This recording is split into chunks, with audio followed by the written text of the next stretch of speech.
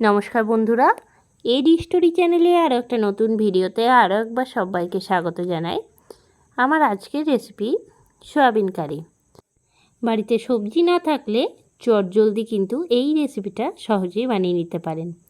রুটি কিংবা ভাত সবের সঙ্গে খেতে দারুণ লাগবে। পুরো ভিডিওটা স্কিপ না করে দেখতে থাকুন, আশা করি ভালো লাগবে। সয়াবিন কারি করার জন্য প্রথমেই লাগবে সয়াবিন।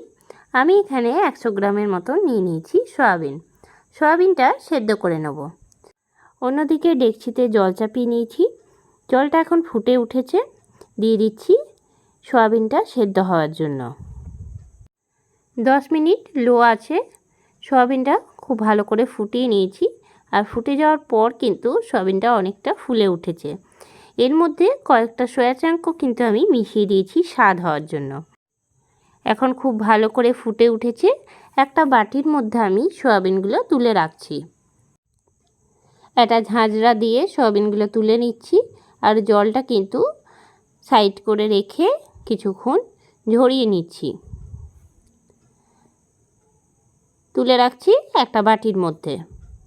এইরকমভাবে সব সয়াবিনটাই তুলে নিচ্ছি। অন্যদিকে সয়াবিন কারির জন্য আমি নিয়ে নিয়েছি আলু।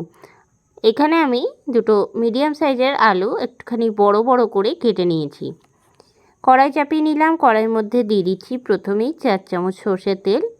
তেলটা খুব ভালো করে গরম হয়ে যাওয়ার পর তেলের মধ্যে আমি দিয়ে দিচ্ছি কেটে রাখা আলুটা দিয়ে নেওয়ার পর দিয়ে দিচ্ছি এর মধ্যে সামান্য পরিমাণে লবণ আর দিয়ে দিচ্ছি হলুদের গুঁড়ো। লবণ আর হলুদের গুঁড়ো দিয়ে দেওয়ার পর নাড়াচাড়া দিয়ে ভেজে নিচ্ছি। গ্যাসের ফ্লেমটা এখন মিডিয়াম আঁচে রেখেছি, সমানে নাড়িয়ে নিচ্ছি। সয়াবিন কারির জন্য মিক্সিং জারে একটা মশলা তৈরি করে নিচ্ছি। দুটো মিডিয়াম সাইজের পেঁয়াজ নিয়েছি, একটুখানি বড় বড় করে কেটেছি। পেঁয়াজটা দিয়ে দিলাম। 8 থেকে 10টা দিলাম রসুনের কোয়া। দিয়ে দিচ্ছি কাঁচা লঙ্কা। যে যেমন ঝালটা খাবেন সেই বুঝে কাঁচা লঙ্কা ব্যবহারটা অবশ্যই করবেন। সামান্য জল দিয়ে আমি একদম মিহি করে বেটে নিচ্ছি। অন্যদিকে কিন্তু আলুটাও ভেজে নেওয়া হয়ে গেছে, লাল করে তুলে রাখছি অন্য প্লেটের মধ্যে। আলুটা তুলে নেওয়ার পর কড়াইয়ে সামান্য তেল দিয়ে ফোড়নে দিয়ে দিলাম 1/2 চামচ গোটা জিরে, একটা শুকনো লঙ্কা। ফোড়নটা নাড়াচাড়া দিয়ে কিছুক্ষণ ভেজে নিচ্ছি। ফোড়নটা যখন রেডি হয়ে যাবে তখন আমি দিয়ে দিচ্ছি আগে থেকে বেটে রাখা মশলাটা, পেঁয়াজ রসুন আর তার সাথে দিয়েছিলাম কাঁচা লঙ্কা। মশলাটা কিছুক্ষণ নাড়াচাড়া দিয়ে ভেজে নেওয়ার পর এর মধ্যে আমি দিয়ে দেবো টমেটো পেস্ট। দুটো টমেটোকে মিক্সিং জারে আমি পেস্ট করে নিয়েছি। বেশ কিছুক্ষণ ধরে নাড়াচাড়া দিয়ে মশলাটা কষিয়ে নিচ্ছি যতক্ষণ না মশলার কাঁচা গন্ধটা যায়। দিয়ে দিচ্ছি এর মধ্যে 1/2 চামচ ধনে গুঁড়ো, 1/2 চামচ জিরে গুঁড়ো। বেশ কিছুক্ষণ নাড়িয়ে নিচ্ছি।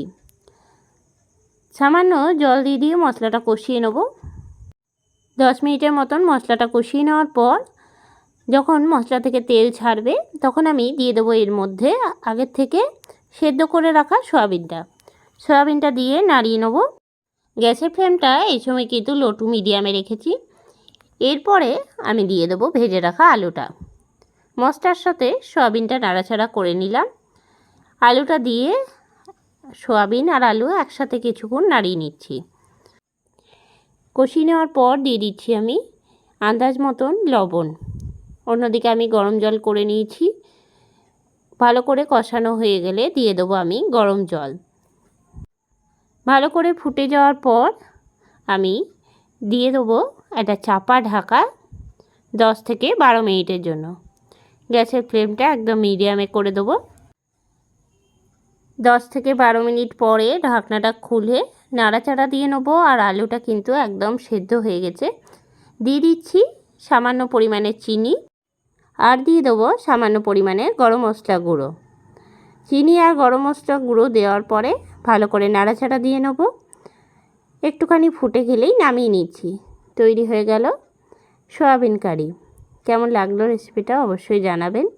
যে কোনো সময় কিন্তু এই রেসিপিটা বাড়িতে বানিয়ে নিতে পারেন।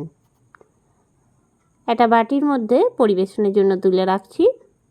আজকের এই রেসিপিটা যদি আপনাদের ভালো লেগে থাকে লাইক করবেন, শেয়ার করবেন এই চ্যানেলে নতুন বন্ধু হয়ে থাকলে চ্যানেলটা সাবস্ক্রাইব করার অনুরোধ রইল। আর যারা ফেসবুক পেজ থেকে দেখছেন অবশ্যই পেজটাকে ফলো করে দেবেন। আবারও নতুন কোনো রেসিপি নিয়ে হাজির হব। সঙ্গে থাকুন আর দেখতে থাকুন। সবাই ভালো থাকবেন, সুস্থ থাকবেন। ধন্যবাদ।